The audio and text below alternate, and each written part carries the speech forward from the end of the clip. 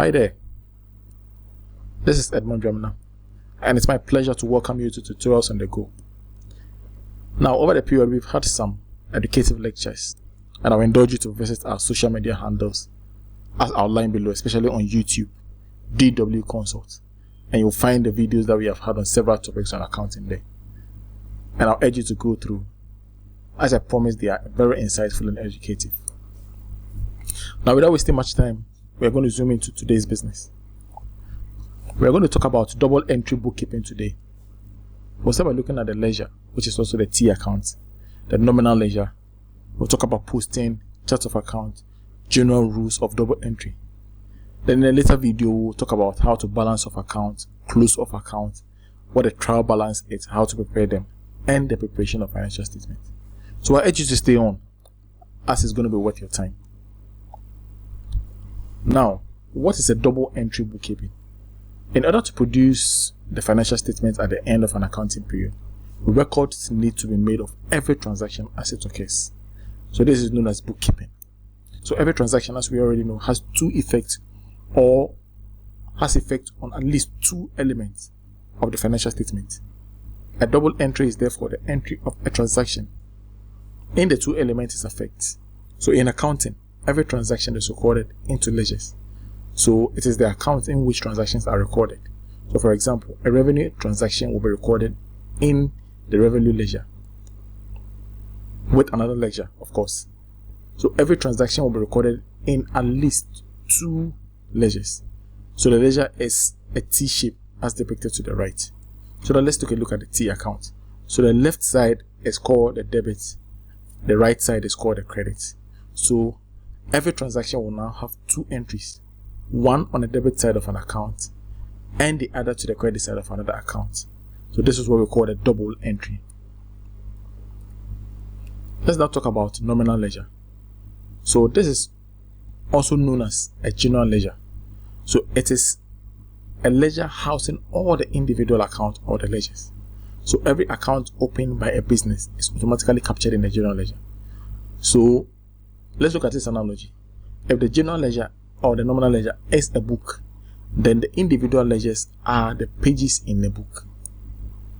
So profit and loss accounts, balance sheet accounts are prepared with entries from the general ledger. Let's look at posting. So posting is the process of recording transactions into a ledger and the nominal ledger.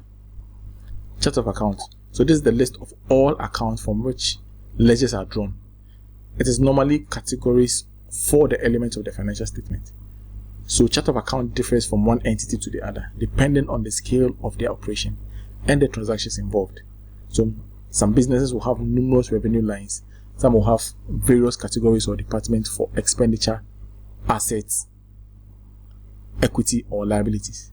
So they normally have code assigned to each breakdown of the elements of the financial statement. We'll now move on to talk about the general rules for double entry. How are double entries made? Or how do we determine which account to debit and which account to credit? So now to debit an account, there must be an increase in an asset. There must be a decrease in a liability or capital. And there has to be an item of expense present in a transaction. Now for a credit entry as well, there must be an increase in a liability or capital, a decrease in an asset, and an item of income. Alternatively, to determine which account to credit and which to debit, now when it involves a person or an entity, you debit the receiver, then you credit the giver.